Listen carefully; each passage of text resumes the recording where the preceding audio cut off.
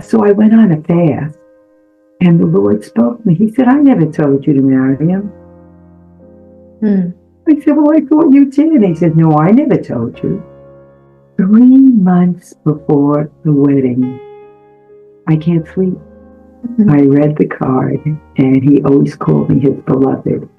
He said, my beloved, I am so sorry to tell you this, but you will never see me again. I'm leaving the fellowship. We're not getting married. And I cannot explain to you why, and I'm so sorry for hurting you and doing this to you. I remember reading the card and the card dropping out of my hand onto the floor. No longer will you have any Ishmael relationships that were born of the flesh, but God will bring the promised one that he has. You keep on obeying the Father, the way it was with Rebecca, and Isaac. And God did do that. In the 8th year, God brought my husband to the church. 挑战您的价值观，返璞归真过生活。欢迎收看10万个为什么，我是你的好朋友路德。在节目一开始提醒大家订阅我的频道，并打开小铃铛，千万不要错过每周五的精彩节目哦。How did you meet your husband? Well, actually, I was engaged 3 times. Oh, with the same person? Or No, 3 different people. Okay. And I would like to encourage those that do not have a mate yet, Yes. that you can trust God. Mm-hmm. You can trust God. You know, when we're involved and we're being romanticized and we're in love, literally there is a chemical, dopamine and serotonin, that is released and sometimes become like clueless to a lot of things that are going on, even you being a believer.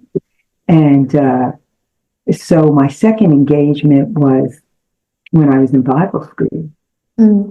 I was very young in the Lord, and I had the elders that were prophesying over me and this gentleman that we were supposed to be married. Well, I was so young in the Lord, I just was like, well, they are so mature and they hear God better than me.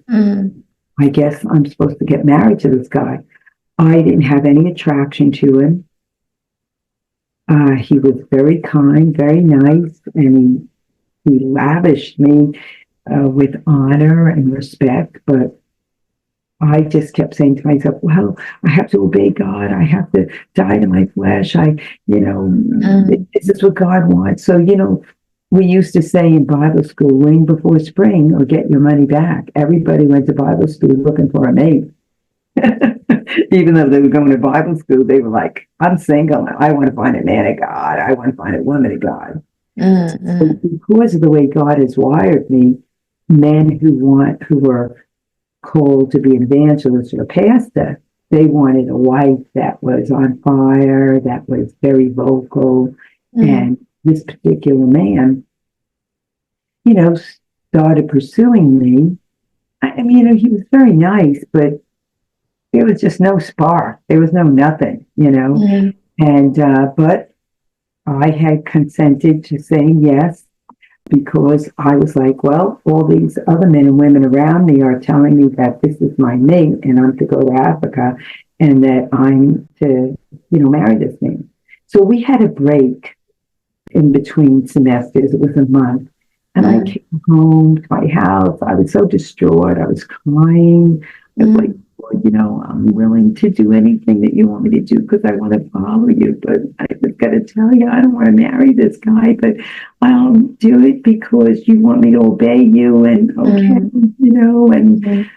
so I went on a fast, and the Lord spoke to me. He said, I never told you to marry him. I said, well, I thought you did. He said, no, I never told you. prophecy is supposed to be a confirmation. And it says test the prophecy. And I was like, well, yeah, you did. And he says, I would never have you have this on the inside of you if that was who I wanted you to marry. So I wrote a Dear John letter. I told him I was breaking up the engagement, that he was a wonderful individual, but the Lord didn't tell me to marry you. Everybody else did. And it was very awkward when I went back to school, But he ended up getting married to somebody and was a pastor. Yeah, there was a call on his life, and he had a very happy life. And that was my second engagement. The first engagement was your first love. Okay, that didn't work out. So then I got engaged. I'd been walking with the Lord for a long time. And I met this individual at church. Sorry to say, when you hear the end of the story, he was on fire for God. He loved God, preached, was Mr. Buff, blonde hair, green eyes, had a very good job. He was like the Hallmark romantic guy in the Hallmark movies, We had sent out all the invitations. We got engaged, had the wedding gown, had the bridesmaid down, had the wedding shower. 3 months before the wedding, I can't sleep. I don't know what's wrong. I thought, it must be because I'm finally getting married.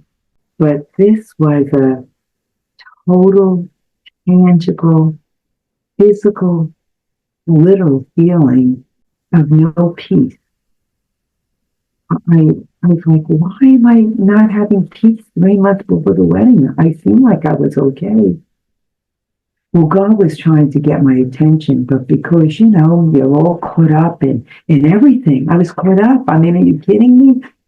This is 3 months before the wedding. So I went to my fiance and I told him, I said, look, I don't know what's wrong. I can't sleep. I don't have peace. I don't have peace during the day and I have peace at night. I don't know what's wrong. And he says, oh, don't worry about it. Let's pray. So we prayed. And then that Sunday, because he usually did the announcements in the church, and I was getting up to do the praise and worship, or many times I would minister. And I thought, gee, where's Kevin? He's usually here an hour before and setting things up. And I looked down at my Bible, and there's a card. He was all the time giving me cards. I opened up the card. I probably should have read that card. Not then. I read the card, and he always called me his beloved. He said, my beloved, I am so sorry to tell you this, but you will never see me again. I'm leaving the fellowship. We're not getting married. And I cannot explain to you why. And I'm so sorry for hurting you and doing this to you. I remember reading the card and the card dropping out of my hand onto the floor. And now I have to get up and minister. The grace of God is sufficient in every area of our life.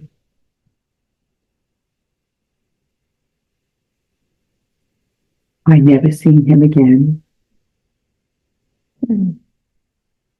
2 years later,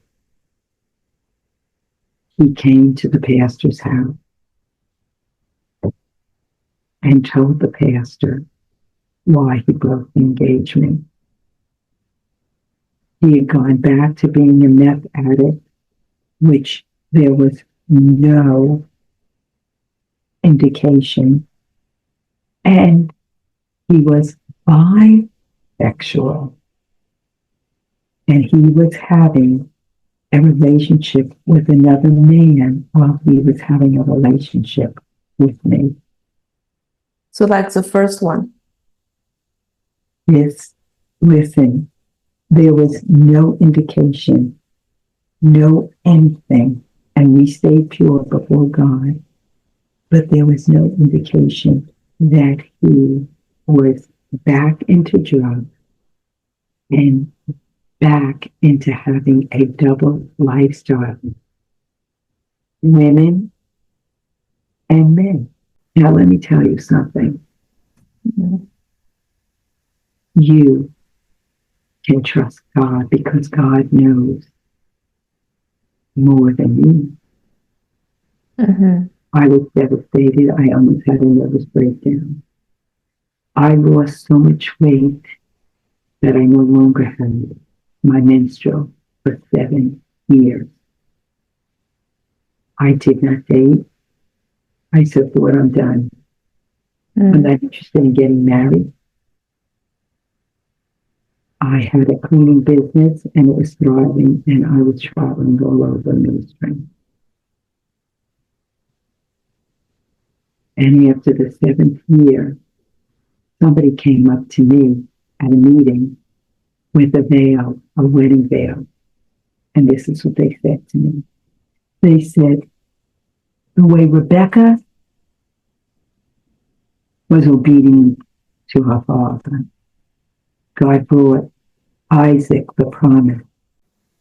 No longer will you have any Ishmael relationships that were born of the flesh, but God will bring the promised one that he had. You keep on obeying the Father. The way it was with Rachel, Rebecca, and Isaac. And God did do that. In the 8th year, God brought my husband to the church that I had been married to for 37 years. Mm-hmm. So, you know, everybody has their list of what they want. Mm-hmm. Well, you can't all the time go by the list because God has a better list. Mm-hmm. And it is very important that we seek the Lord in who it is that God has for us to be with, because of the plan that God has when he joined you with someone. With your husband, what was that story? Like, how did you know he is the one? Well, you know, what happened was my husband, somebody brought him to the church, and I had been there at the church, and I did praise and worship, and I had ministered, and he came up for prayer, and when the service was over with, there was the pastor, myself, the worship team. We would always be in the back of the church, and we would greet the people. And when I shook Rick's hand, there was such a light that came out of his eyes that on the inside of me, I imagine it was like as if Elizabeth and Mary, when they said, oh, on the inside of me, something jumped, you know? Mm-hmm. Well, something on the inside of me, like something happened. I didn't quite understand it at that moment. Mm. And when I went home that night and I was, you know, praying and talking to the Lord said to me, do you know what that was that you experienced when you looked into my son's eyes? I said, what are you talking about? He said, you felt something on the inside of your spirit. He says, my word says, when your heart is single towards the Lord, your whole body is full of light. He says, you experience my light because my son's heart is single towards me. Mm. And this is what I said. I'm not interested I don't want to have anything to do with him. You would have to hit me with a 2x4. I told you, I am not interested. I don't care about the prophecy about getting married. I am not interested, Lord. That's what I said. So I went away, and I was in Oklahoma, actually. I was there for 3 months. How old were you? I was, let's see, because I got married when I was 34. So I was pretty much close to 34. Okay. Because I got married, I was probably about maybe 32. Yeah. It was considering late.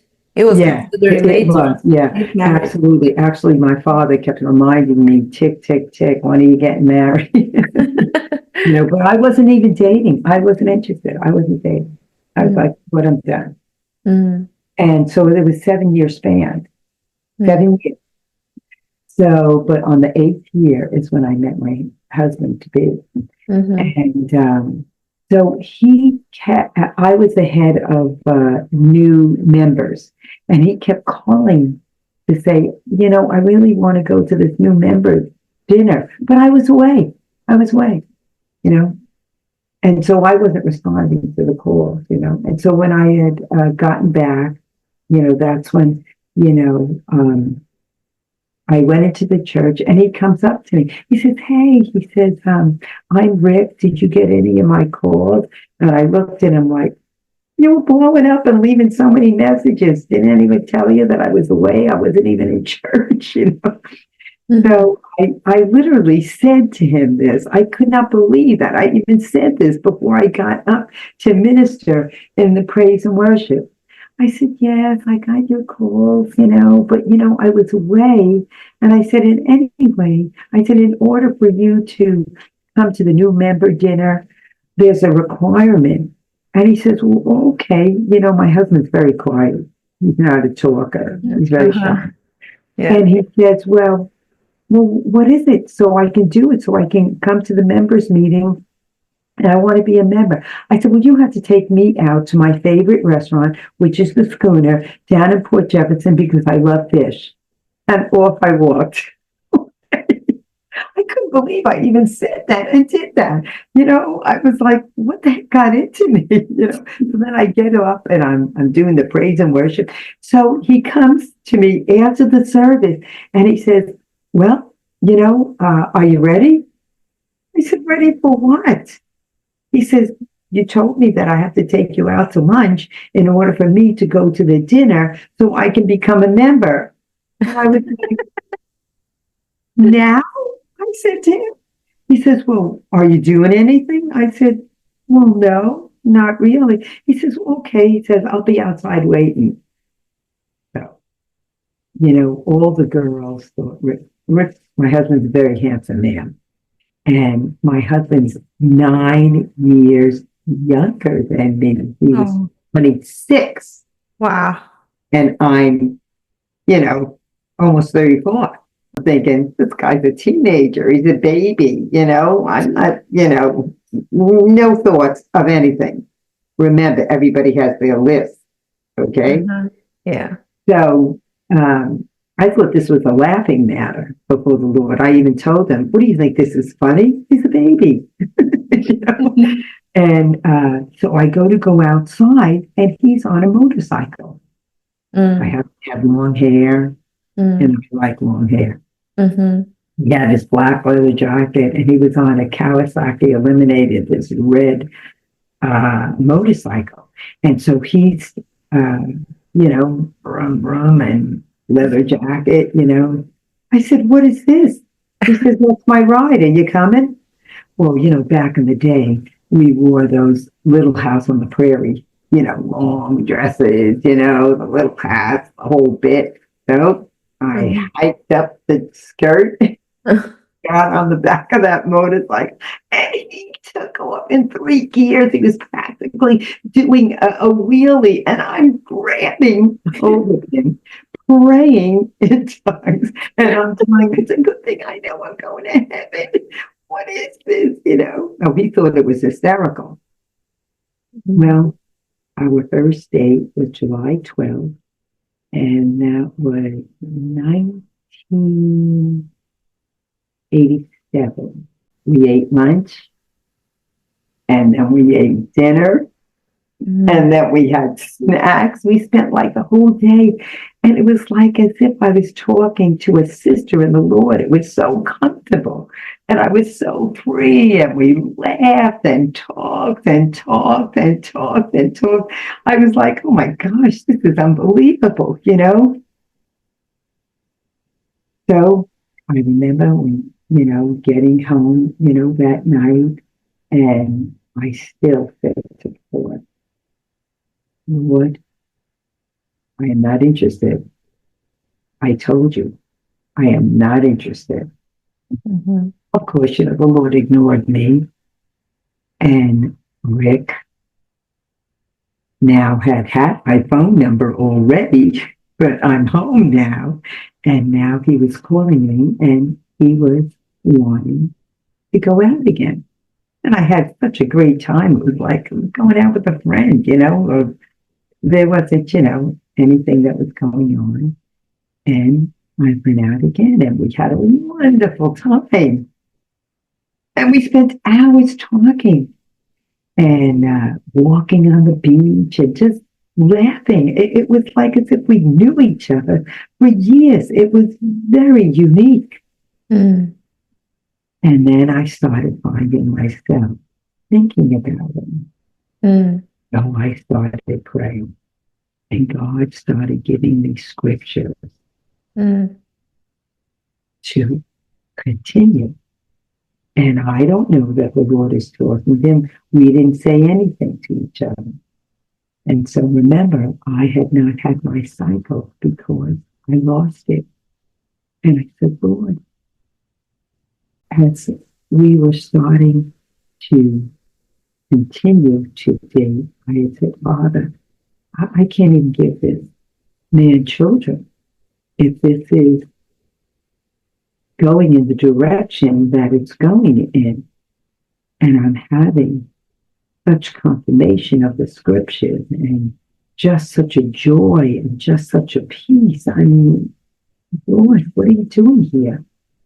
And when I was out to dinner one night, I went to go to the restroom, and I had gotten my cycle back. And I knew that the Lord was trying to tell me something. That there was a transition and a healing in me, in every area. And I was able to have my heart open again and to receive. And I knew something was going on. So in the third month of dating, I had really known that the Lord had showed me, this is who I chose for you. No one else. This is the one I have chosen. Because I had questioned so many times while before the third month, that could he possibly be? All I kept saying, he's 26, he's 9 years younger, Lord, he's 9 years younger. And he was quite mature spiritually, but there were some differences in our walk. Mm-hmm. And I had this list of what I wanted in the man that I wanted God to put me with.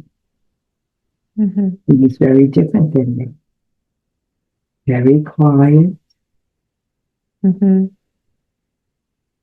He was very mature in his walk with God in some areas, not all areas. And the areas that I was mature in, he had not yet walked in those areas. But the areas that he was mature in, I had not walked in those areas. And then God gave me the revelation and the illustration of harmony.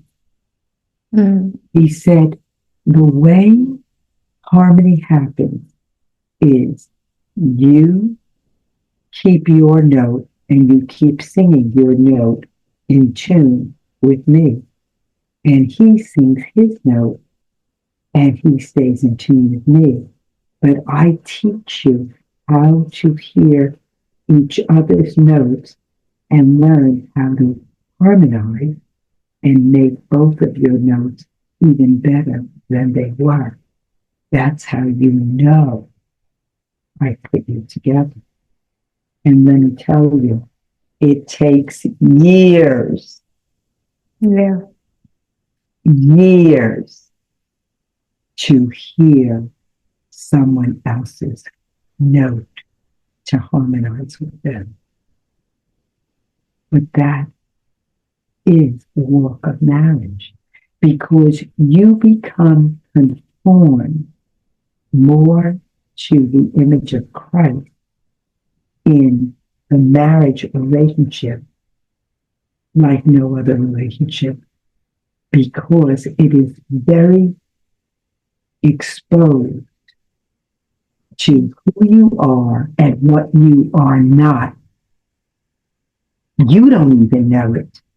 But when you are married, that kind of intimate and intense relationship will reveal to yourself things that you have carried for years, from childhood, from other relationships, from life. It comes out in marriage. You can't hide it. You cannot run and hide. And God designed it in that way for you to embrace what God will do in a marriage relationship. It's not easy. No, it is not. Lots of work, lots of dying to yourself. Pride cannot be Lord. You can easily get offended over everything.